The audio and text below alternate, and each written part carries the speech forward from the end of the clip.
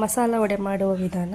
ಮೊದಲಿಗೆ 2 ಕಪ್ ಕಡಲೆಬೇಳೆ, 2 ಕಪ್ ನೀರು ಹಾಕಿ ಅದಕ್ಕೆ 6 ಒಣಮೆಣಸಿನ್ಕಾಯಿ, 1 ಕಪ್ ಬೆಳ್ಳುಳ್ಳಿ, 1 ಕಪ್ ಶುಂಠಿ ಹಾಗೂ 1 ಸ್ಪೂನ್ ಜೀರಿಗೆಯನ್ನು ಹಾಕಿ ಅದನ್ನು 1 ಅವರ್ ಅದನ್ನು ನೆನೆಸಿಟ್ಕೋಬೇಕು. 1 ಅವರ್ ನೆನೆಸಿದ ತಕ್ಷಣ ಅದನ್ನು ರಫಾಗಿ ಗ್ರೈಂಡ್ ಮಾಡ್ಕೋಬೇಕು. ಸೊ ದಟ್ ವಡೆ ಚೆನ್ನಾಗಿ ಬರುತ್ತೆ. ನಂತರ ಇದಕ್ಕೆ ಗ್ರೈಂಡ್ ಮಾಡೋದಕ್ಕೆ 1 ಕಪ್ ಈರುಳ್ಳಿ, 1 ಕಪ್ ಸಬ್ಬಸಿಗೆ ಸೊಪ್ಪು, 1 ಕಪ್ ಕೊತ್ತಂಬರಿ ಸೊಪ್ಪು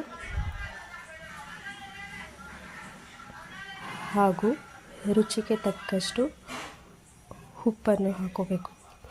ಇದಿಷ್ಟನ್ನು ಹಾಕ್ಕೊಂಡು ಒಂದು 2 ಮಿನಿಟ್ಸ್ ಅಷ್ಟು ನೀಟಾಗಿ ಮಿಕ್ಸ್ ಮಾಡ್ತಾ ಹೋಗಬೇಕು. ಸೊ ನೀಟಾಗಿ ಮಿಕ್ಸ್ ಮಾಡೋದ್ರಿಂದ ವಡೆ ನೀಟಾಗಿ ಆಗುತ್ತೆ, ಗರಿ ಗರಿಯಾಗಿ ಬರುತ್ತೆ.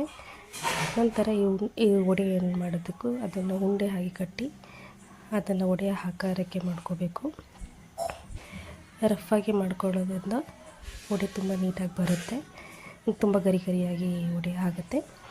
ಸೊ ನಂತರ ಇದಕ್ಕೆ ಒಂದು ಬಾಣಲಿಯಲ್ಲಿ ಸ್ವಲ್ಪ ಎಣ್ಣೆ ಹಾಕಿ ಅದಕ್ಕಾದ ನಂತರ ಇದನ್ನು ವಡೆ ಏನು ಮಾಡ್ಕೊಂಡಿದ್ದೀವಿ ಅದನ್ನು ಅದರೊಳಗಡೆ ಹಾಕಿ ಮೀಡಿಯಮ್ ಫ್ಲೇಮಲ್ಲಿ ಅದನ್ನು ಬೇಯಿಸ್ಕೊತಾ ಹೋಗಬೇಕು. ಅದು ಕಲರ್ ಚೇಂಜ್ ಆಗ್ತಾ ಇದ್ದಂಗೆ ಅದನ್ನು ತೆಗೆದು ಪ್ಲೇಟಿಗೆ ಹಾಕ್ಕೊಂಡ್ರೆ ಬಿಸಿ ಬಿಸಿಯಾದ ಗರಿ ಗರಿಯಾದ masala vada is ready to heat.